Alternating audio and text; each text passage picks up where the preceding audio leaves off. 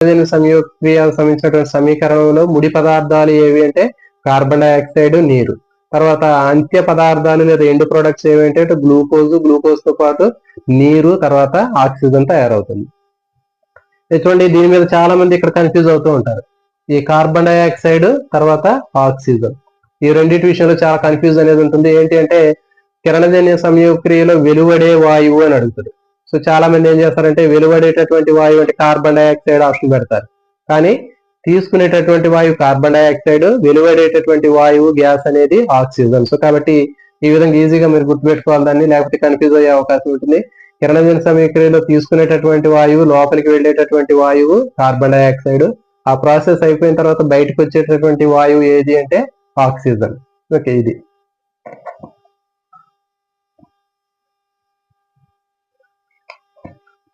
Next చూడండి, page number ఇక్కడ 6 ఉంది బుక్ లో. తెలంగాణకు సంబంధించినటువంటి బుక్ లో పేజీ నెంబర్ 6 ఉంది. మనకి ఈక్వేషన్ కనిపిస్తూ ఉంటుంది, ఫోటోసింథసిస్ సంబంధించినటువంటి ఈక్వేషన్. మరి ఈక్వేషన్ సంబంధించినటువంటిది ఇక్కడ మనకి చూద్దాం.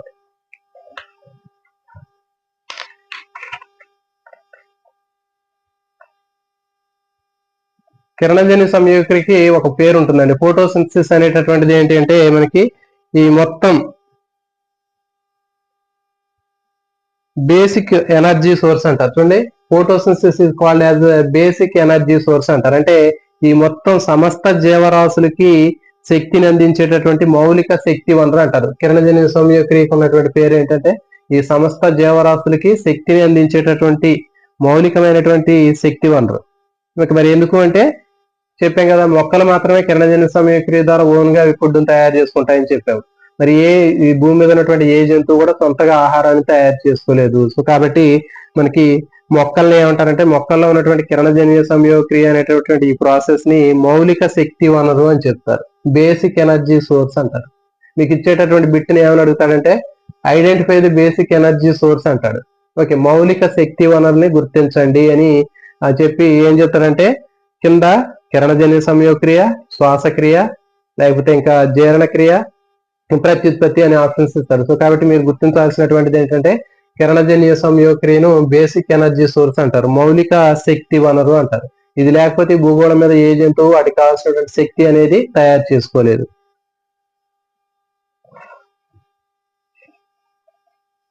తర్వాత చూడండి,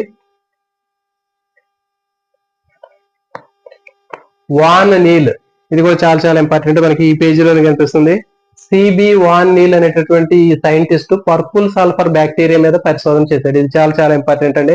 పర్పుల్ సల్ఫర్ బ్యాక్టీరియా మీద పరిశోధన చేసినటువంటి శాస్త్రవేత్త ఎవరు అని అంటారు. పర్పుల్ సల్ఫర్ బ్యాక్టీరియా మీద పరిశోధన చేసినటువంటి శాస్త్రవేత్త ఎవరంటే సిబి వాన్ నీల్. ఓకే, మరి ఇతను ఏం చేశాడంటే ఈ పర్పుల్ సల్ఫర్ బ్యాక్టీరియా మీద పరిశోధన చేసి కిరణజన్య సంయోగక్రియలో కాంతి యొక్క ప్రాముఖ్యతను చెప్పడం జరిగింది. కాంతికి ప్రత్యేకమైనటువంటి పాత్ర ఉంటుంది అని చెప్పాడు. అంటే కాంతి లేకుండా కిరణజన్య సంయోగక్రియ జరగదు అనే విషయాన్ని ఇతను చెప్పడం జరిగింది.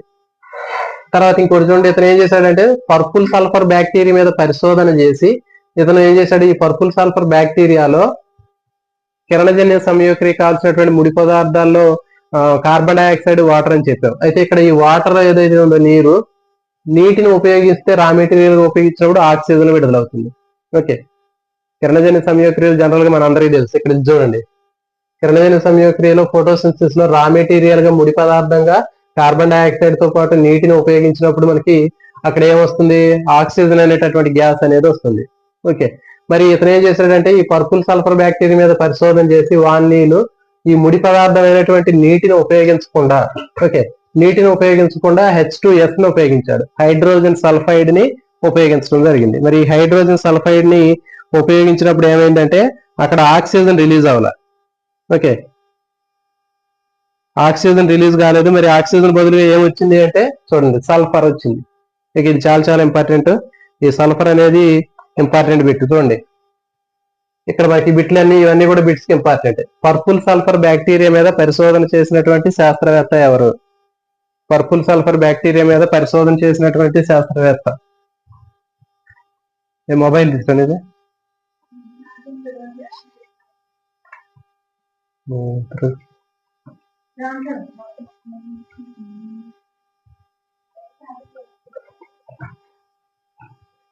ఓకే, పర్పుల్ సల్ఫర్ బ్యాక్టీరియా మీద పరిశోధన చేసినటువంటి శాస్త్రవేత్త ఎవరు అని అడిగితే సిబి వాన్ నీల్ అని చెప్పాలి. ఓకే, నెక్స్ట్ మరి ఇతను ఏం చేశాడు, ఇతను చేసినటువంటి పరిశోధన ఏంటి అంటే జనరల్ గా మనకి కిరణజన్య సంయోక్రియలో ముడి పదార్థంగా రా మెటీరియల్ గా కార్బన్ డైఆక్సైడ్ తో పాటు ఏం తీసుకున్నాడు, నీటిని తీసుకుంటే జనరల్ గా మనకి ఆక్సిజన్ వస్తుంది అనే విషయం తెలుసు. కానీ ఏం చేశాడంటే ఇతను H2O బదులుగా instead of H2O used as a H2S as a raw material. Okay, ఇతను ముడి పదార్థంగా నీటికి బదులుగా హైడ్రోజన్ సల్ఫైడ్ ను ఉపయోగించాడు, H2S.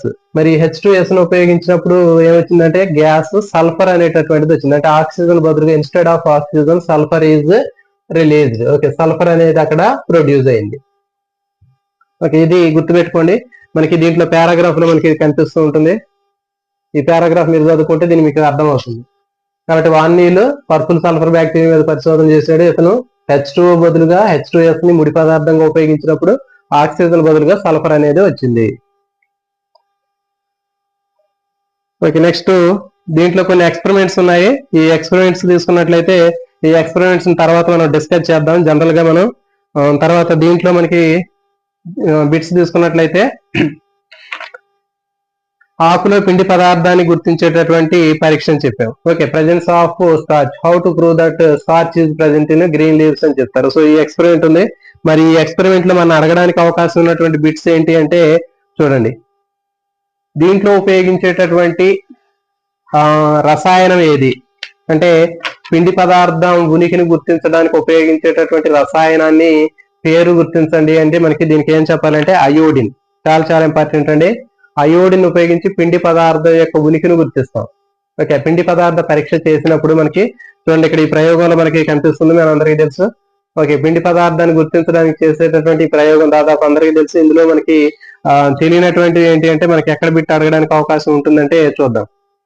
దీంట్లో పిండి పదార్థం ఉనికిని గుర్తించడానికి ఉపయోగించేటటువంటి ఆ రసాయనాన్ని పేరు గుర్తించండి అంటే అయోడిన్. ఓకే, మరి ఒకవేళ అయోడిన్ బదులుగా ఉపయోగించేటటువంటి ఇంకొక రసాయనం ఏది?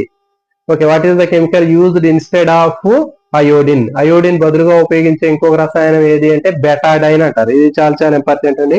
అయోడిన్ బదులుగా ఉపయోగించేటటువంటిది ఏది అంటే బెటాడైన్, బెటాడిన్ లేకపోతే బెటాడైన్ అని చెప్తారు. ఈ బెటాడైన్ ని అయోడిన్ బదులుగా ఉపయోగిస్తారు. తర్వాత ఆకుని పిండి పదార్థ పరీక్ష చేసినప్పుడు ఆకు ఏ రంగులోకి మారుతుంది? ఏ రంగులోకి మారుతుంది అంటే నీలి నలుపు రంగులోకి మారుతుంది, బ్లూయిష్ బ్లాక్ కలర్ కి మారుతుంది. ఇది చాలా చాలా ఇంపార్టెంట్ అని గుర్తుపెట్టుకోండి. ఇది మనకి ఎక్స్పెరిమెంట్ లో కనిపిస్తుంది. ఇక్కడ అయోడిన్ డ్రాప్స్ వేస్తున్నారు. ఈ అయోడిన్ డ్రాప్ వేసినప్పుడు ఆ ఆకు అనేది బ్లూయిష్ బ్లాక్ కలర్ కి మారుతుంది, అంటే నీలి నలుపు రంగులోకి మారుతుంది. ఇది గుర్తుపెట్టుకోండి. ఆల్రెడీ మనకి ఇక్కడ ఇచ్చాడు అయోడిన్ లేదా బెటాడిన్ ద్రావణాన్ని వేయండి అన్నాడు. కాబట్టి మనకి ఈ ప్రయోగంలో ఉపయోగించేటటువంటి రసాయనం అయోడిన్ లేకపోతే బెటాడిన్.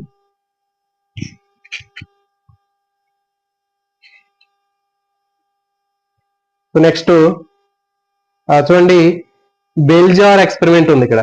ఈ బెల్జార్ ఎక్స్పెరిమెంట్ ఉన్నటువంటి పేజీ తీసినట్లయితే మనకి బెల్జార్ ఎక్స్పెరిమెంట్ ఉన్నటువంటి పేజీలో ఆక్సిజన్ ఎవరు కనుక్కున్నారు, ఓకే, దానికి పేరుని ఎవరు పెట్టారు అనేటటువంటిది కూడా చాలా చాలా ఇంపార్టెంట్. ఆక్సిజన్ పేరు పెట్టింది ఎవరు, దాన్ని గుర్తించింది ఎవరు అనేటటువంటిది ఇక్కడ మనకి ఈ పేజీలో ఉంది.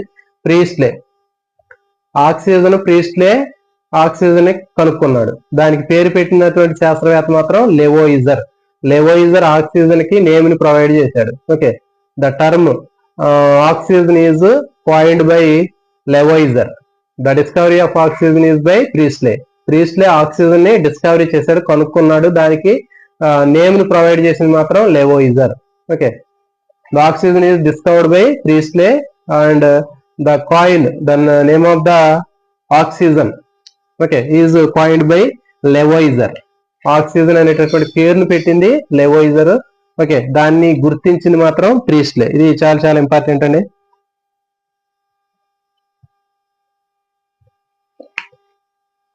నెక్స్ట్ ఈ బెల్జార్ ఎక్స్పెరిమెంట్ లో అయితే ప్రీస్లే ఎక్స్పెరిమెంట్ ఉంది.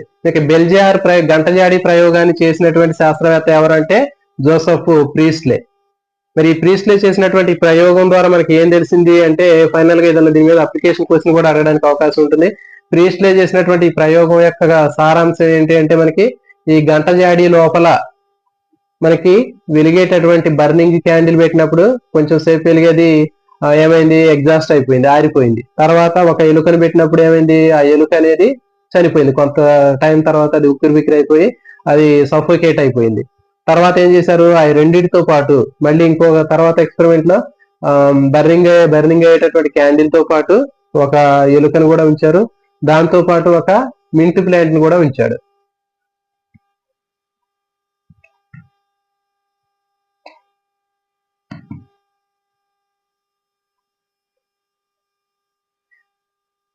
ఓకే, ఈ మింట్ ప్లాంట్ ఉంచినప్పుడు ఏమైంది అంటే అక్కడ ఈ సిచ్యువేషన్ లో ఆ ఎలుక అనేది చనిపోలేదు, సఫోకేట్ కాలేదు. తర్వాత అక్కడ ఉన్నటువంటి బర్నింగ్ క్యాండిల్ అనేది కంటిన్యూగా గ్లో అవుతూనే ఉంది. అంటే దీన్ని బట్టి మనం ఏం అర్థం చేసుకోవచ్చు అంటే అక్కడ ఆ క్యాండిల్ వెలగడానికి కావాల్సినటువంటి గ్యాస్ ని కానీ, తర్వాత అక్కడ ఎలుకని లైవ్ గా బతికి ఉండడానికి కావాల్సినటువంటి ఆక్సిజన్ సప్లై చేసేటటువంటి ఆ గ్యాస్ ఏదైతే ఉందో అది మనకి ఇక్కడ ఈ మింట్ ప్లాంట్ అనేది ప్రొడ్యూస్ చేసింది. కాబట్టి ఈ విధంగా మనం గుర్తుపెట్టుకోవాలి, అక్కడ ఎలుక బతకడానికి, తర్వాత క్యాండిల్ బర్నింగ్ అవ్వడానికి కావాల్సినటువంటి ఆ గ్యాస్ ఏదైతే ఉందో దాన్ని రీప్లేస్ చేసినటువంటిది ఏది అంటే అక్కడ మింట్ ప్లాంట్. ఓకే, ఇది గుర్తుపెట్టుకోండి దీనికి సంబంధించినటువంటిది. నెక్స్ట్ ఈ పేజీలోనే మనకి కింద ఉంది చూడండి, గ్యాసెస్ ఎక్స్చేంజ్. ప్లాంట్స్ లో గ్యాసెస్ ఎక్స్చేంజ్ ఎట్లా జరుగుతుంది అంటే మనకి లీఫ్ లో ఉన్నటువంటి స్టొమాటా పత్ర రంధ్రాల ద్వారా జరుగుతుంది. వాయువుల మార్పిడి మొక్కల్లో పత్ర రంధ్రాల ద్వారా జరుగుతుంది. స్టొమాటా అంటారు, అది ఆకుల మీద ఉంటుంది. తర్వాత స్టెమ్స్ తీసుకున్నట్లయితే స్టెమ్స్, రూట్స్ లో మనకి లెంటిసెల్స్ అనేవి ఉంటాయి. ఇది చాలా చాలా ఇంపార్టెంట్, ఈ పేజ్ లో మనకి కనిపిస్తుంది. ఈ బెంజార్ ఎక్స్పెరిమెంట్ ఉన్నటువంటి దాంట్లో కింద కనిపిస్తూ ఉంటుంది. ఓకే, మొక్కల్లో వాయువుల మార్పిడి గ్యాసెస్ ఎక్స్చేంజ్ అనేది వేటి ద్వారా జరుగుతుంది అంటే ఫస్ట్ స్టొమాటా పత్ర రంధ్రాలు అంటారు. ఇవి ఆకు యొక్క ఉపరితలం మీద ఉంటాయి, on the surface of the leaf surface లో ఉంటాయి. నెక్స్ట్ వచ్చేసి లెంటిసెల్స్. లెంటిసెల్స్ అనేవి ఎక్కడ ఉంటాయంటే lenticels are present on the stems and roots. తర్వాత కింద ఇచ్చే దీని మీద బిట్టి ఎట్లా అడుగుతారంటే మొక్కల్లో వాయువుల మార్పిడి ఈ క్రింది వాటి ద్వారా జరుగుతుంది. ఆప్షన్ 1 పత్ర రంధ్రాలు లేదా stomata, option B lenticels. Okay, తర్వాత ఆప్షన్ 3 పైవన్నీ ఏది కాదు అంటారు. సో కాబట్టి ఇవి రెండు కూడా సరైనటువంటి సమాధానాలు. ఆకులు అయితే స్టొమాటా పత్ర రంధ్రాలను గుర్తుపెట్టుకోండి. అదేవిధంగా కాండము, వేర్లు అయితే ఓకే లెంటిసెల్స్, ఓకే వాయు రంధ్రాలు అంటారు, వీటి ద్వారా జరుగుతుంది. నెక్స్ట్ ఈ మోల్స్ ఆఫ్ లీఫ్ ఎక్స్పెరిమెంట్ ఉంది. మరి ఈ మోల్స్ ఆఫ్ లీఫ్ ఎక్స్పెరిమెంట్ లో మనం KOH సొల్యూషన్ ని ఉపయోగిస్తాం. దీని మీద బిట్ అడగడానికి అవకాశం ఉంటుంది. ఈ ఎక్స్పెరిమెంట్ లో అడిగేటటువంటి బిట్ ఏది అంటే మోల్స్ ఆఫ్ లీఫ్ ఎక్స్పెరిమెంట్ లో గాజు సీసాలో మనం తీసుకునేటటువంటి ఆ రసాయనం ఏది. Okay, what is the chemical used in glass bottle in moles of leaf experiment. Moles of leaf experiment లో మనకి ఆ గ్లాస్ బాటిల్ లో యూజ్ చేసేటటువంటి కెమికల్ ఏది అని అడుగుతాడు. సో కాబట్టి కింద ఆప్షన్స్ KOH, NaOH, తర్వాత ఇట్లా MgOH అని వచ్చేస్తాడు ఆప్షన్. సో కాబట్టి అక్కడ ఇచ్చేటటువంటిది ఏంటంటే KOH పొటాషియం హైడ్రాక్సైడ్, KOH అనేటటువంటి ఆ రసాయనాన్ని ఉపయోగిస్తారు. ఇది ఇంపార్టెంట్ గుర్తుపెట్టుకున్న తర్వాత దీని యొక్క ఫంక్షన్ ఏంటి, KOH ఏం చేస్తుంది అంటే KOH అనేటటువంటిది అది ఆ గాజు సీసాలో ఉన్నటువంటి కార్బన్ డైఆక్సైడ్ ని అబ్జర్వ్ చేస్తుంది. It observe the carbon dioxide inside the glass bottle. Glass bottle లోపల ఉన్నటువంటి కార్బన్ డైఆక్సైడ్ నది అబ్జర్వ్ చేస్తుంది. ఓకే, నెక్స్ట్ దీంట్లో ఇంకా అడగడానికి అవకాశం ఉన్నటువంటి బిట్ ఏంటి అంటే ఆ గ్లాస్ బాటిల్లో పెట్టినటువంటి ఆకు ఏదైతే ఉందో ఆ లీఫ్ ఏ భాగము బ్లూ బ్లాక్ కలర్ కి మారుతుంది అని అడుగుతారు. Okay, moles of leaf experiment లో మోల్స్ అర్ధ పత్ర ప్రయోగంలో ఆకులోని ఈ భాగము నీలి నలుపు రంగులోకి మారుతుంది అని అడుగుతాడు. అంటే కింద ఆప్షన్స్ వేస్తాడు, గ్లాస్ బాటిల్లో ఉన్నటువంటి భాగం నీలి నలుపు రంగులో మారింది, గాజు సీసాకి బయట ఉన్నటువంటి భాగం నీలి నలుపు రంగులోకి మారింది, ఆకు మొత్తం నీలి నలుపు రంగులోకి మారుతుంది, ఏ భాగం నీలి నలుపు రంగులోకి మారలేదు. సో ఇట్లా అడగడానికి అవకాశం ఉంటుంది. సో కాబట్టి వీరికి దీనికి సరైనటువంటి సమాధానం ఏంటి అంటే గాజు సీసాకి బయట ఉన్నటువంటి భాగము నీలి నలుపు రంగులోకి మారుతుంది, గాజు సీసా లోపల ఉన్నటువంటి ఆకు భాగము నీలి నలుపు రంగులోకి మారలేదు. ఓకే, ఇది ఆన్సర్. మరి ఎందుకు మారలేదు అంటే దాని లోపల కార్బన్ డైఆక్సైడ్ అందుబాటులో లేదు, బయట ఉన్న భాగానికి కార్బన్ డైఆక్సైడ్ అనేది అందుబాటులో ఉంది కాబట్టి ఆకు బయట ఉన్నటువంటి ఆకు భాగం అనేది నీలి నలుపు రంగులోకి మారింది, బ్లూయిష్ బ్లాక్ కలర్ కి మారింది. ఓకే, ఇది దీనికి సంబంధించినటువంటి ఎక్స్పెరిమెంట్. నెక్స్ట్ కాంతి మరియు కిరణజన్య సంయోక్రియ అనేటటువంటి టాపిక్ ఉంది ఇక్కడ. దీని మీద మనకి బిట్లు తీసుకున్నట్లయితే చూడండి, కాంతి మరియు కిరణజన్య సంయోక్రియ అనేటటువంటి టాపిక్ లో కొన్ని బిట్స్ ఉన్నాయి దీంట్లో. ఇవి చాలా చాలా ఇంపార్టెంట్ అండి. చూడండి, ఇంజిన్ హౌస్ అనేటటువంటి ఒక శాస్త్రవేత్త ఉన్నాడు. తర్వాత ఎంగల్మెన్ అనేటటువంటి శాస్త్రవేత్తలు ఉన్నారు. వీళ్ళు చేసినటువంటి పరిశోధనలు అనేవి మనకి ఈ పేజీలో కనిపిస్తున్నాయి. కాంతి మరియు కిరణజన్య సంయోగక్రియ అనేటటువంటి దాంట్లో మీరు చదవాల్సినటువంటి ఈ టాపిక్స్ ఇవి ఏంటో చూద్దాం. ఇక్కడ చూడండి, కిరణజన్య సంయోగక్రియ లేదా ఫోటోసింథసిస్ లో ఫస్ట్ గ్లూకోజ్ తయారవుతుందని చెప్పాం. గ్లూకోజ్ తయారైన తర్వాత ఈ గ్లూకోజ్ నుంచి స్టార్చ్, సెల్యులోజ్ అనేది తయారైతాయి. గుర్తుపెట్టుకోండి, గ్లూకోజ్ అనేది ఒక సింపుల్ కార్బోహైడ్రేట్. ఓకే, కార్బోహైడ్రేట్ అనేటువంటి గ్లూకోజ్ తయారైన తర్వాత దాంట్లోనే ఆ కార్బోహైడ్రేట్ లోనే ఇంకా ఎక్కువ కాంప్లెక్స్ గా ఉన్నటువంటి సంక్లిష్టమైనటువంటి కార్బోహైడ్రేట్లు స్టార్చ్, సెల్యులోజ్ తయారైతాయి. తర్వాత మరి దీంతో పాటు గ్లూకోజ్ నుంచి ఇంకా మనకి ప్రోటీన్స్, లిపిడ్స్ కూడా తయారైతాయి. ఓకే, అంటే గ్లూకోజ్ నుంచి ప్రోటీన్స్ తయారు, పిండి మాంసకృతులు అంటారు వీటిని. తర్వాత లిపిడ్స్ అంటే ఏంటి, కొవ్వు పదార్థాలు, ఇవి తయారైతాయి. మరి చూడండి, ఇక్కడ ఇంజిన్ హౌస్ అనే శాస్త్రవేత్త ఏం చెప్పాడు అంటే, మొక్కలు అన్ని ఆకుపచ్చని మొక్కలు సూర్యకాంతి సమక్షంలో ఆక్సిజన్ తయారు చేసుకుంటాయి అనే విషయాన్ని ఇంజిన్ హౌస్ అని చెప్పాడు. ఓకే, ఇతను డచ్ దేశానికి చెందినటువంటి శాస్త్రవేత్త. All green plants synthesize the oxygen or produce the oxygen in the presence of sunlight presence లో గ్రీన్ ప్లాంట్స్ అన్ని కూడా ఏం చేస్తాయి, ఆక్సిజన్ తయారు చేసుకుంటాయని చెప్పాడు. ఓకే, సో మీకు బిట్ట ఎట్లా అడుగుతాడంటే, ఆకుపచ్చని మొక్కలన్నీ కూడా సూర్యకాంతి సమక్షంలో ఆక్సిజన్ తయారు చేసుకుంటాయి అని చెప్పినటువంటి శాస్త్రవేత్త ఎవరు? ఓకే, ఎవరు? ఇంజిన్ హౌస్, ఎంగెల్మ్యాన్, వాన్ నీలు, ఇట్లా మీకు ఆప్షన్స్ ఇస్తాడు. సో కాబట్టి మీరు గుర్తు పెట్టుకోవాల్సింది ఏంటి అంటే, ఇక్కడ ఇంజిన్ హౌస్ అనే శాస్త్రవేత్త ఏం చెప్పాడంటే, అన్ని గ్రీన్ ప్లాంట్స్ అన్ని కూడా సన్లైట్ ప్రెజెన్స్ లో ఆక్సిజన్ తయారు చేసుకుంటాయని చెప్పాడు. సూర్యకాంతి సమక్షంలో ఆక్సిజన్ ని తయారు చేసుకుంటాయని చెప్పాడు. మరి ఇతను ఈ ఇంజిన్ హౌస్ చెప్పినటువంటి ఈ విషయము దేని ఆధారంగా చెప్పాడు అంటే, ఏ మొక్కల మీద పరిశోధన చేసి చెప్పాడు అంటే, హైడ్రిల్లా మొక్కల మీద పరిశోధన చేశాడు. ఇదిగోండి, హైడ్రిల్లా మొక్క అనేది ఒక నీటి మొక్క, ఆక్వాటిక్ ప్లాంట్, హైడ్రిల్లా ప్లాంట్. ఈ హైడ్రిల్లా అనేటటువంటి నీటి మొక్క మీద పరిశోధన చేసి మొక్కలన్నీ కూడా, గ్రీన్ ప్లాంట్స్ అన్ని కూడా సన్లైట్ ప్రెజెన్స్ లో ఆక్సిజన్ తయారు చేసుకుంటాయి అనేటటువంటి విషయాన్ని చెప్పడం జరిగింది. మరి ఇతను ఏం చేశాడు అంటే, హైడ్రిల్లా ప్లాంట్స్ ని తీసుకొని దానికి ఈ హైడ్రిల్లా ప్లాంట్ అనేటటువంటిది నీటి మొక్క అని చెప్పి నీళ్ళల్లో ఉంటది. అది నీళ్ళల్లో ఉన్నటువంటి హైడ్రిల్లా మొక్కని ఒక పెద్ద గ్లాసు ఛాంబర్ లో తీసుకొని దానికి ఏం చేశాడంటే, సన్లైట్ దాని మీద ఫోకస్ చేశాడు. సన్లైట్ వేసినప్పుడు ఏమైంది చూడండి, ఆ సన్లైట్ వేసినప్పుడు ఈ హైడ్రిల్లా మొక్క ఎట్లా ఉంటది మనకి. ఓకే, ఈ హైడ్రిల్లాలో ఎక్కడైతే ఆకులు ఉన్నాయో ఆకులు ఉన్నటువంటి భాగం దగ్గర మనకి ఎయిర్ బబుల్స్ అనేవి ఫామ్ అయినాయి, గాలి బుడగలు అనేవి రావటం జరిగింది. అంటే ఫర్ ఎగ్జాంపుల్ ఇట్లా ఒక పెద్ద డిష్ తీసుకున్నాడు.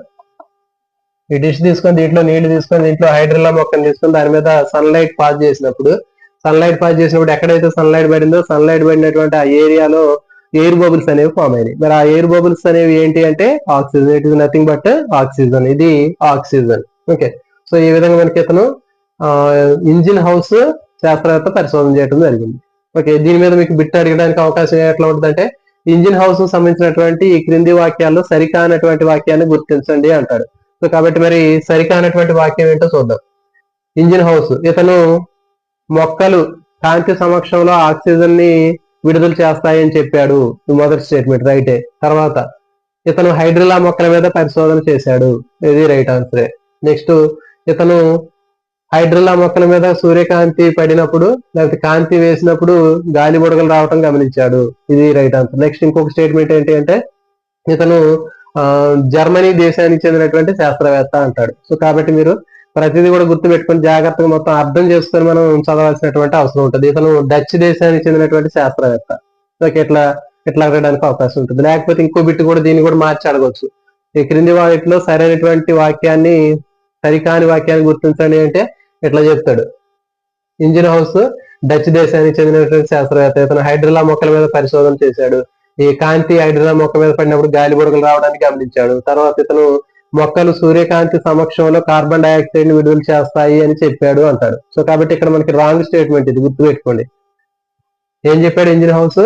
సూర్యకాంతి సమక్షంలో మొక్కలు ఆక్సిజన్ విడుదల చేస్తాయని చెప్పాడు కానీ కార్బన్ డైఆక్సైడ్ విడుదల చేస్తాయని చెప్పలేదు. సో కాబట్టి ఇక్కడ మనకి రాంగ్ స్టేట్మెంట్, అది దాన్ని గుర్తుపెట్టుకోండి.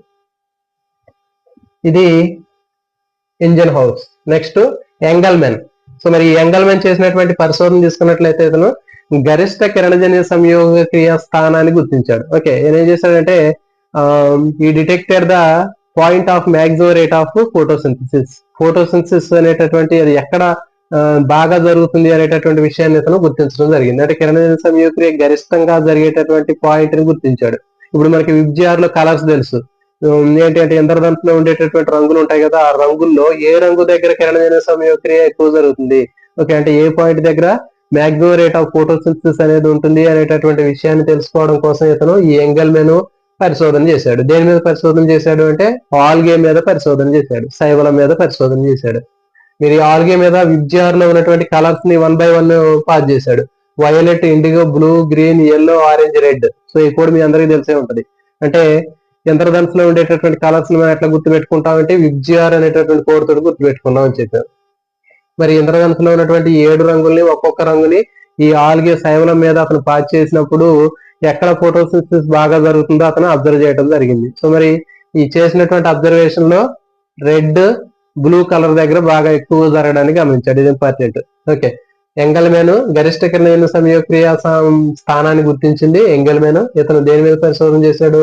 శైవలం ఆల్గే మీద పరిశోధన చేశాడు. ఈ ఆల్గే మీద మనకి ఇంద్రధనుస్సులో ఉన్నటువంటి రంగుల్ని అతను పాస్ చేసి ఏ రంగు దగ్గర కిరణజన్య సంయోగక్రియ ఫోటోసింథసిస్ ఎక్కువ జరుగుతుందో అతను కనుక్కున్నాడు.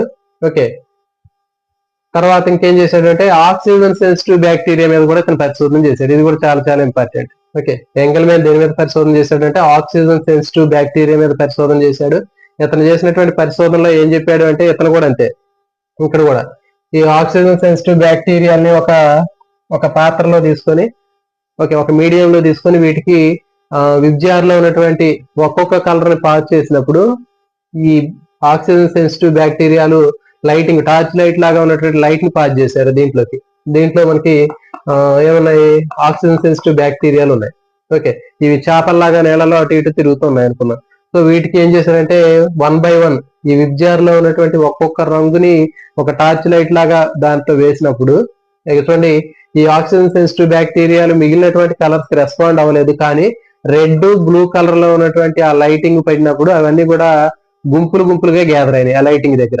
సో ఫర్ ఎగ్జాంపుల్ నీళ్ళలో చేపలు ఉన్నాయనుకోండి, చేపలకి మనం ఏదైనా నీళ్ళలో అవన్నీ తిరుగుతూ ఉంటాయి, కానీ ఎప్పుడైతే ఫుడ్ ని మనం ఒక చోట వేస్తామో వెంటనే ఏమవుతాయంటే ఆ ఫుడ్ దగ్గరకు వచ్చి అవి ఏం చేస్తాయి? ఆహారం కోసం గుమి కొడతాయి. సో ఇక్కడ కూడా అంతే, ఈ ఆక్సిజన్ సెన్సిటివ్ బ్యాక్టీరియా ఏం చేసిందంటే నీళ్ళల్లో ఉన్నటువంటి ఆక్సిజన్ సెన్సిటివ్ బ్యాక్టీరియా ఒక మీడియంలో ఉన్నప్పుడు ఒక విబ్జిఆర్ లో ఉన్నటువంటి డిఫరెంట్ కలర్స్ ని ఒక టార్చ్ లైట్ తోటి ఫోకస్ చేసినప్పుడు ఏ కలర్ కి అవి రెస్పాన్స్ చూపించలేదు, కానీ రెడ్, బ్లూ కలర్ కి మాత్రం అవి రెస్పాన్స్ చూపించి అవి గుంపులుగా లైటింగ్ దగ్గరికి గ్యాదర్ అవడం జరిగింది. ఓకే, సో దీన్ని బట్టి ఇతను ఏం చెప్పాడంటే ఎంగెల్మెన్ మ్యాక్సిమం రేట్ ఆఫ్ ఫోటోసింథసిస్ ని ఇతను డిటెక్ట్ చేయడం జరిగింది. అంటే గరిష్ట కిరణజన్య సంయోగక్రియ అనేది ఎక్కడ ఏ రంగు దగ్గర జరుగుతుంది అంటే గుర్తుపెట్టుకోండి, red and blue, R and B అని గుర్తుపెట్టుకోండి. రెడ్ అండ్ బ్లూ కలర్స్ దగ్గర మ్యాక్సిమం రేట్ ఆఫ్ ఫోటోసింథసిస్ ఉంటుంది, గరిష్ట కిరణజన్య సంయోగక్రియ అనేది జరుగుతుంది. ఓకే, ఇది దీనికి సంబంధించినటువంటిది. నెక్స్ట్,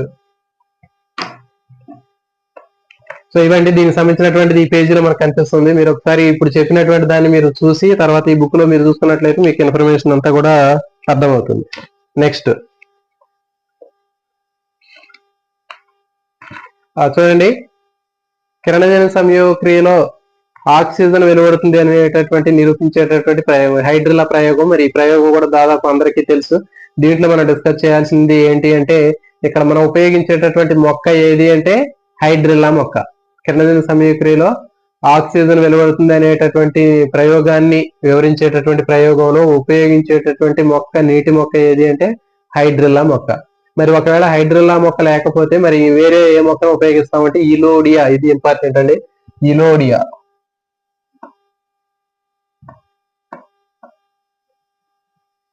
హైడ్రిల్లా ప్రయోగంలో హైడ్రిల్లా బదులుగా మనం ఉపయోగించేటటువంటి ఇంకొక మొక్క ఏది అంటే ఇలోడియా అని చెప్తారు.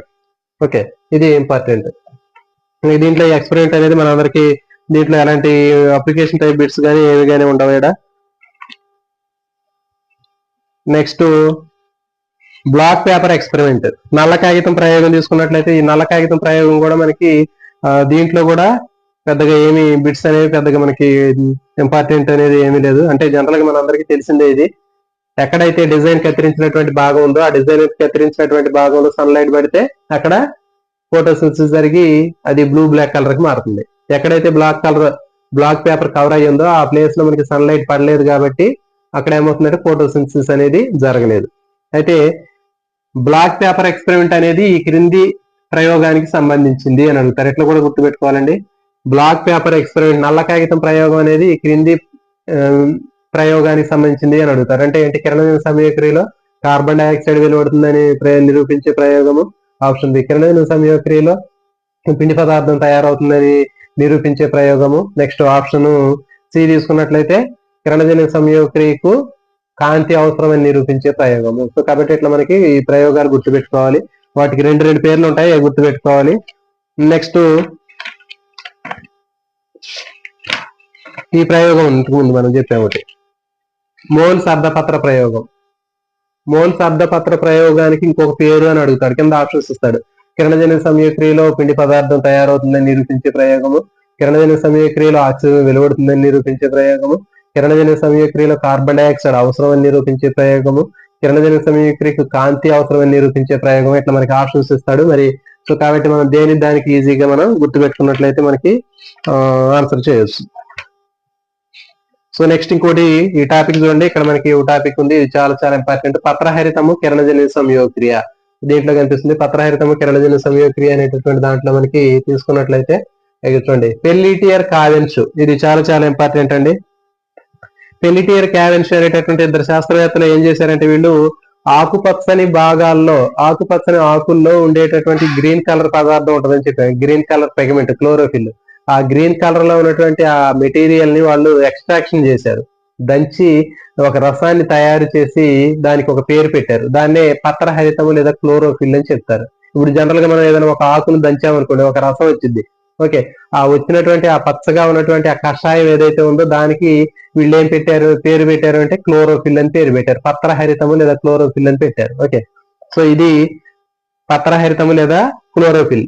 ఇక చూడండి ఎవరు పెట్టింది అంటే పెల్లిటియర్ కావెన్స్. ఇది చాలా చాలా ఇంపార్టెంట్. పెల్లిటియర్ కావెన్స్ పత్రహరితము లేదా క్లోరోఫిల్ ని ఎక్స్ట్రాక్ట్ చేసింది ఎవరు అంటే, ఆకుపచ్చని ఆకులు లేదా ఆకుపచ్చని భాగాల నుంచి పత్రహరితము అనేటటువంటి పదార్థాన్ని, ఆకుపచ్చని కషాయాన్ని వేరు చేసి దానికి పత్రహరితము లేదా క్లోరోఫిల్ అని పేరు పెట్టినటువంటి శాస్త్రవేత్తలు ఎవరు? పెల్లిటియర్ కావెన్స్. ఇంపార్టెంట్ ఇది. మరి దీంట్లో క్లోరోఫిల్ అంటే అర్థం ఏంటి అంటే ఆకుపచ్చని ఆకు, పచ్చని ఆకు అనేటటువంటిది అర్థం. క్లోరోఫిల్ అంటే ఆకుపచ్చని ఆకు అని అర్థం. ఇంపార్టెంట్.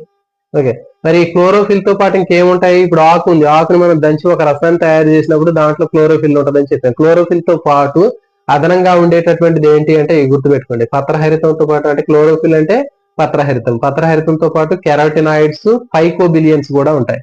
అంటే ఇవి కూడా కిరణజన్య సంయోగక్రియకు ఉపయోగపడతాయి. ఇది ఎక్కువగా ఉపయోగపడతాయి క్లోరోఫిల్ అనేది. క్లోరోఫిల్ తో పాటు కెరాటినాయిడ్స్, ఫైకోబిలియన్స్ అనేవి కూడా ఈ కిరణజన్య సంయోగక్రియ జరపడానికి ఉపయోగపడతాయి. నెక్స్ట్ జూలియస్ వాన్ సాక్స్. ఓకే, ఇది ఈ పేజ్ లో ఉందండి. నెక్స్ట్ పేజ్ తిప్పితే మనకి చూడండి ఇక్కడ కనిపిస్తుంటది. ఈ పేజీలో పైన మనకి కనిపిస్తుంది. దీంట్లో ఇంపార్టెంట్ బిట్స్ ఉంటాయి. ఇక్కడ తీసుకున్నట్లయితే దీంట్లో జూలియస్ వాన్ సాక్స్, దీని ఇతని గురించి చూద్దాం. మరి జూలియస్ వాన్ సాక్స్ ఏం చెప్పాడంటే, అంతకంటే ముందు, ఇతను చెప్పడానికంటే ముందు జనరల్ గా మనకి ఈ క్లోరోఫిల్ లేదా పత్రహరితం ఎక్కడ ఉంటది అంటే, ఒక సెల్ తీసుకుంటే ఇది ఒక కణం అనుకుంటే కణం మొత్తం స్ప్రెడ్ అయి ఉంటది అనుకున్నారు. ఓకే, అంటే ఇతను చెప్పడానికంటే ముందు ఒక సెల్ తీసుకుంటే ఆ సెల్ లో క్లోరోఫిల్ లేదా పత్రహరితం అనేది ఆకు మొత్తం స్ప్రెడ్ అయి ఉంటుంది అని చెప్పాడు. కానీ ఈ జూలియస్ వాన్ సాక్స్ ఏం చెప్పాడంటే, ఇట్లా సెల్ మొత్తం స్ప్రెడ్ అయి ఉండదు పత్రహరితం లేదా క్లోరోఫిల్ అనేది. ఈ సెల్స్ లోపల స్పెషలైజ్డ్ కొన్ని స్ట్రక్చర్స్ ఉంటాయి అని చెప్పాడు. ఇప్పుడు ఇది సెల్ అనుకోండి, దీంట్లో కొన్ని గుండ్రంగా ఇట్లా ఉండేటటువంటి నిర్మాణాలు ఉంటాయి. ఆ నిర్మాణం లోపల పత్రహరితం ఉంటుంది, క్లోరోఫిల్ ఉంటుంది అని చెప్పాడు. సో వాటినే క్లోరోప్లాస్ట్ అంటారు, హరిత రేణువులు. గుర్తుపెట్టుకోండి, హరిత రేణువులు కనుక్కున్న శాస్త్రవేత్త ఎవరు? జూలియస్ వాన్ సాక్స్. గుర్తుపెట్టుకోండి. అంటే మొక్కల్లో ఉన్నటువంటి, ఆకుల్లో ఉన్నటువంటి ఒక కణాన్ని తీసుకున్నప్పుడు కణం మొత్తం కూడా పత్రహరితం అనేది ఉండదు, క్లోరోఫిల్ లేదా పత్రహరితం అనేది గుర్తుపెట్టుకోండి. క్లోరోఫిల్ అంటే ఇంగ్లీష్ పదం, తెలుగులో పత్రహరితము. కాబట్టి పత్రహరితము లేదా క్లోరోఫిల్ అనేది ఒక కణము లేదా సెల్ లో ఎంటైర్ సెల్ మొత్తం స్ప్రెడ్ అయి ఉండదు. ఎక్కడ ఉంటది అంటే ఆ సెల్ లో ప్రత్యేకంగా స్పెషలైజ్డ్ స్ట్రక్చర్స్ ఉంటాయని చెప్పాడు. మరి ఆ స్ట్రక్చర్స్ ఏంటి అంటే క్లోరోప్లాస్ట్, హరిత రేణువులు అంటారు తెలుగులో, హరిత రేణువు. ఇక చూడండి ఇక్కడ కనిపిస్తుంది, ఇది హరిత రేణువు. ఈ హరిత రేణువు అనేటటువంటి నిర్మాణంలోనే ఈ పత్రహరితం లేదా క్లోరోఫిల్ ఉంటుంది కానీ సెల్ మొత్తం ఉండదు అని చెప్పాడు. సో కాబట్టి మరి ఇతను గుర్తించింది ఎవరు అంటే జూలియస్ వ్యాన్ సాక్స్. గుర్తుపెట్టుకోండి, క్లోరోప్లాస్ట్ లేదా హరిత రేణువుల్ని గుర్తించిన శాస్త్రవేత్త ఎవరు అంటే జూలియస్ వ్యాన్ సాక్స్. ఓకే, ఇతను క్లోరోప్లాస్ట్ లేదా హరిత రేణువు లోపల పత్రహరితం ఉంటుందని చెప్పాడు, క్లోరోప్లాస్ట్ లోపల క్లోరోఫిల్ ఉంటుంది అని చెప్పాడు. మరి ఇవి ఎక్కువగా ఎక్కడ ఉంటాయి అనేటటువంటిది తీసుకున్నట్లయితే ఇక్కడ బిట్ ఉంది మనకి, చాలా చాలా ఇంపార్టెంట్. మరి హరిత రేణువులు ఎక్కడ ఎక్కువగా ఉంటాయంటే చూడండి, పత్రరంధ్రం పక్కన ఉండేటటువంటి రక్షక కణాల్లో ఎక్కువగా ఉంటాయి. ఓకే, ఇప్పుడు ఫర్ ఎగ్జాంపుల్ మనకి ఆకుల్లో పత్రరంధ్రాలు ఉంటాయని చెప్పారు. ఇది పత్రరంధ్రము, ఈ పత్రరంధ్రానికి పక్కన ఇవి రక్షక కణాలు. ఈ రక్షక కణాల్లో అత్యధిక సంఖ్యలో ఉంటాయి ఓకే హరిత రేణువులు, క్లోరోప్లాస్ట్లు. దీంతో పాటు ఇంకా మనకి సందాయక కణజాలం అని చెప్పాం. ఓకే, గ్రౌండ్ టిష్యూ, ఆకుల్లో మనకి గ్రౌండ్ టిష్యూ అనేటటువంటిది ఉంటుంది. ఈ గ్రౌండ్ టిష్యూలో ఎక్కువగా కనిపిస్తూ ఉంటుంది. ఓకే, ఇది చాలా చాలా ఇంపార్టెంట్, గుర్తుపెట్టుకోండి. ఎన్ని ఉంటాయి అంటే చూడండి 40 నుంచి 100 వరకు ఉంటాయి. ఇది సందాయక కణజాలం లేదా గ్రౌండ్ టిష్యూలో ఉండేటటువంటి క్లోరోప్లాస్ట్ లేదా హరిత రేణువుల సంఖ్య ఎంత అంటే 40 నుంచి 100 వరకు ఉంటాయి. ఎక్కువగా ఎక్కడ ఉంటాయి క్లోరోప్లాస్ట్లు అంటే గుర్తుపెట్టుకోండి, పత్రరంధ్రము లేదా స్టొమాటా లేదా పత్రరంధ్రానికి పక్కన ఉన్నటువంటి 2 రక్షక కణాలు ఉంటాయి చిక్కుడు గింజ ఆకారంలో. దాంట్లో అత్యధిక సంఖ్యలో క్లోరోప్లాస్ట్లు హరిత రేణువులు ఉంటాయి, 40 నుంచి 100 వరకు ఉంటాయి వీటిలో. తర్వాత గ్రౌండ్ టిష్యూ అంటే చూడండి, ఇప్పుడు ఆకులో మనకి ఇది పైన కింద కనిపించేటటువంటి బాహ్యచరం మధ్యలో ఇట్లా శనక్కాయల్లాగా కనిపిస్తున్నాయి. వీటిలో ఎక్కువగా మనకి అవి గ్రౌండ్ టిష్యూ అంటారు. దీంట్లో ఈ హరిత రేణువులు లేదా క్లోరోప్లాస్ట్లు ఎక్కువగా ఉంటాయి. సో ఇది జూలియస్ వ్యాన్ సాక్స్ చెప్పాడు. సో ఇక్కడ మీకు తెలుసా అనేటటువంటి ఒక బిట్ ఇచ్చాడు, డేనియల్ ఆర్నాన్. ఈ డేనియల్ ఆర్నాన్ ఏం చేశాడంటే ఇతను జనరల్ గా మరి ఈ క్లోరోప్లాస్ట్ లేదా హరిత రేణువుని సపరేట్ చేయడం కోసం ఈ సెల్ని చాలా జాగ్రత్తగా బ్రేక్ చేశాడు. సెల్ని జాగ్రత్తగా బ్రేక్ చేసి ఆ సెల్ లోపల ఉన్నటువంటి క్లోరోప్లాస్ట్ లేదా హరిత రేణువుని వేరు చేశాడు. ఓకే, సో మరి ఇట్లా వేరు చేసింది ఎవరంటే జూలియస్ వ్యాన్, చూడండి డేనియల్ ఆర్నాన్. ఓకే, డేనియల్ ఆర్నాన్ ఈ పేజీలో మనకి కింద కనిపిస్తూ ఉంటుంది ఈ పిక్చర్ పైన, డేనియల్ ఆర్నాన్.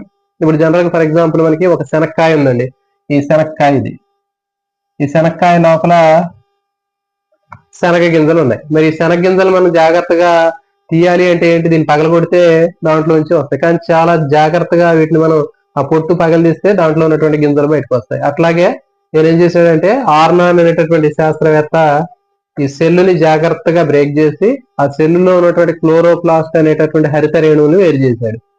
ఓకే, సో మీకు బిట్ ఏంటి అంటే కణాన్ని జాగ్రత్తగా బ్రేక్ చేసి దాంట్లో ఉన్నటువంటి హరిత రేణువుని వేరు చేసినటువంటి శాస్త్రవేత్త ఎవరు అంటే ఓకే ఇది డేనియల్ ఆర్నాన్ అని ఆన్సర్ రాయాలి. ఓకే, నెక్స్ట్ ఇప్పుడు మరి హరిత రేణువు యొక్క స్ట్రక్చర్ చూద్దాం. ఈ హరిత రేణువు అనేది డిస్క్ ఆకారంలో ఉంటుంది. దీంట్లో 3 పొరలు ఉంటాయి, వెలుపలి పొర, మధ్య పొర, లోపలి పొర. Outer membrane, middle membrane, inner layer లేకపోతే ఇన్నర్ మెంబ్రేన్ అంటారు. చూడండి ఇది డిస్క్ షేప్ లో కనిపిస్తూ ఉంటుంది. మరి లోపలి పొర చూసినట్లయితే ఇది మనకి పొరలాగా కనిపిస్తూ ఉంటుంది. అంటే మనకి కాయిన్స్ ఒకదాని మీద ఒకటి పేరిస్తే ఎట్లా కనిపిస్తాయి, దొంతరలాగా అట్లా కనిపిస్తూ ఉంటాయి. దీన్ని గ్రానాథైలకాయిడ్స్ అంటారు. ఇవి గ్రానాథైలకాయిడ్స్. ఈ గ్రానాథైలకాయిడ్స్ మధ్యలో చుట్టూ ఉన్నటువంటి ఈ లిక్విడ్ పోర్షన్ ఏదైతే ఉందో దీన్ని స్ట్రోమా అంటారు. ఇది స్ట్రోమా.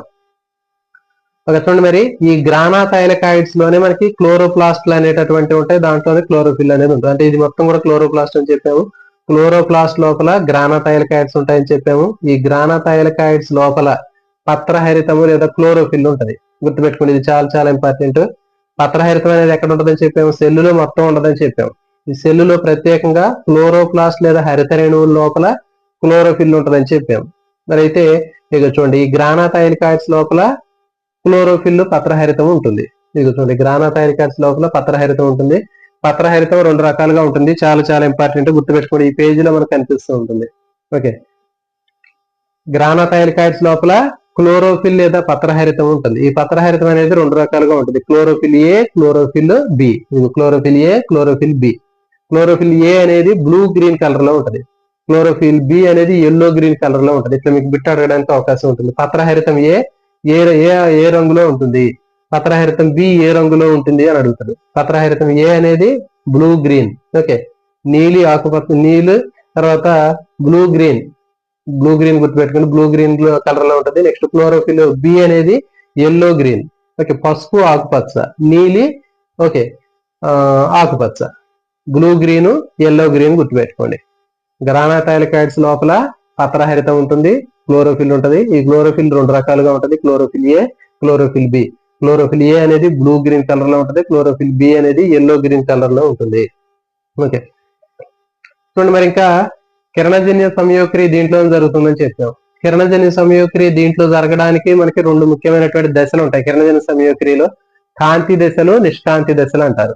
ఓకే, కాంతి దశలు అనేవి ఏంటంటే సూర్యకాంతి సమక్షంలో జరిగేటటువంటివి కాంతి దశలు. నిష్కాంతి దశలు అంటే కాంతి ఉన్నా గానీ లేకపోయినా కానీ జరిగేవి నిష్కాంతి దశలు. ఓకే, డార్క్ రియాక్షన్స్ అంటారు.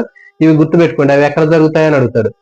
హరిత రేణువులో గ్రానా థైలకాయిడ్స్ లోపల కాంతి చర్యలు జరుగుతాయి. నిష్కాంతి చర్యలు ఎక్కడ జరుగుతాయంటే స్ట్రోమా లోపల నిష్కాంతి చర్యలు జరుగుతాయి. గుర్తుపెట్టుకోండి, గ్రానా థైలకాయిడ్స్ లోపల కాంతి చర్యలు జరుగుతాయి. అంటే light dependent reactions takes place in grana thylakoids. Next light independent reactions takes place in stroma. Okay, light independent reactions స్ట్రోమాలో జరుగుతాయి. ఇది గుర్తుపెట్టుకోండి. చూడండి మరి దీంట్లో ఒక్కొక్క గ్రానా థైలకాయిడ్ లో మనకి క్లోరోఫిల్ మాలిక్యూల్స్ అనేవి 250 నుంచి 400 వరకు ఉంటాయండి. చూడండి, ఇది కూడా ఇప్పుడు చెప్పేది ఇంపార్టెంట్. ఒక్కొక్క గ్రానా థైలకాయిడ్ లోపల ఈ క్లోరోఫిల్ మాలిక్యూల్స్ పత్రహరిత అణువులు ఎన్ని ఉంటాయి అంటే 250 నుంచి 400 వరకు ఉంటాయి. మరి 250 నుంచి 400 వరకు ఉన్నటువంటి పత్రహరిత అణువుల్ని ఏమంటారంటే light harvesting complex. Okay, light harvesting complex, కాంతి శోషణ సముదాయం అంటారు. కాంతి శోషణ సముదాయం లైట్ హార్వెస్టింగ్ కాంప్లెక్స్ అంటారు. లైట్ హార్వెస్టింగ్ కాంప్లెక్స్ కాంతి శోషణ సముదాయంలో హరిత రేణువు లోపల ఉండేటటువంటి పత్రహరితపు అణువుల సంఖ్య అని అడుగుతారు బిట్లో. సో ఇక్కడ చూడండి, మీకు 250 నుంచి 400 వరకు పత్రహరితపు అణువులు అనేవి ఒక యూనిట్ లాగా ఉంటాయి. వీటినే కిరణజన్య సంయోక్రియ ప్రమాణాలు అంటారు. ఓకే, ఇది దీనికి సంబంధించినటువంటి ఇన్ఫర్మేషన్ అండి. సో కాబట్టి ఈ విధంగా మనకి టెక్స్ట్ బుక్ లో మీరు ప్రతిదీ కూడా అనాలిసిస్ చదువుకున్నట్లయితే మీకు ఎక్కువగా మార్కులు రావడానికి అవకాశం ఉంటుంది. అదేవిధంగా ఎస్జిటి ప్రిపేర్ అయ్యేటటువంటి మిత్రులందరూ కూడా మీకు 10th క్లాస్ మీద దీని మీద ఎక్కువ అవగాహన లేనట్లయితే మీరు ఇది ఫాలో అయినట్లయితే మీకు 100% మీకు మంచి మార్కులు రావడానికి అవకాశం ఉంటుంది. ఎందుకంటే ఎక్కువగా ఇప్పుడు 10th క్లాస్ ఎస్జిటిలో మనకి బయాలజీ కూడా 10th క్లాస్ స్టాండర్డ్ వరకు అడుగుతున్నాడు. అదేవిధంగా స్కూల్ అసిస్టెంట్ లో కూడా మనకి ఎక్కువ డెప్త్ గా అడగడానికి అవకాశం ఉంటుంది. సో కాబట్టి ఈ ఏరియాలు మొత్తం కూడా ముఖ్యమైనటువంటివి బేస్డ్ ఆన్ టెక్స్ట్ బుక్. ఈ టెక్స్ట్ బుక్ ని బేస్ చేసుకుని తయారు చేయడం జరిగింది. నెక్స్ట్ మిగిలినటువంటి టాపిక్స్ ని ఇంకా రెండు టాపిక్స్ లో మనకి ఈ చాప్టర్ మొత్తం కంప్లీట్ అయింది. సో కాబట్టి మరి మన మిత్రులు ఇంకెవరైనా తెలియనట్లయితే మీరు ఖచ్చితంగా మర్చిపోకుండా మీ ఫ్రెండ్స్ కూడా షేర్ చేయండి. ఎందుకంటే మనకి ఇంత డెప్త్ గా చెప్పేటటువంటి అవకాశం ఉండేటటువంటి చాలా మంది మనకి మిత్రులు ఎక్కడ కనిపించట్లేదని చెప్పారు. బయాలజీని ఒక సిస్టమేటిక్ గా చెప్పేటటువంటి ఛానల్ ఎక్కడా కనపట్లేదు అని చాలా మంది మిత్రులు పర్సనల్ గా మెసేజ్ చేయడం జరిగింది. అందుకని చెప్పేసి బయాలజీని ఇక్కడ తీసుకోవడం జరిగింది. సో కాబట్టి రెగ్యులర్ గా మనకి ఒక గంట అనేది ఖచ్చితంగా మనం ఈ బయాలజీ క్లాస్ అనేది ఉంటుంది. సో కాబట్టి మీరు ఖచ్చితంగా ఫాలో అవ్వండి. మీ ఫ్రెండ్స్ కూడా తెలియనటువంటి వాళ్ళందరూ కూడా షేర్ చేయండి. సో దీని మీద ఇంకా మీకు ఏమైనా కామెంట్స్ ఉంటే ఈ కామెంట్స్ ని తెలియజేయండి. ఓకే అండి, ఆల్ ది బెస్ట్ అండి. జై హింద్.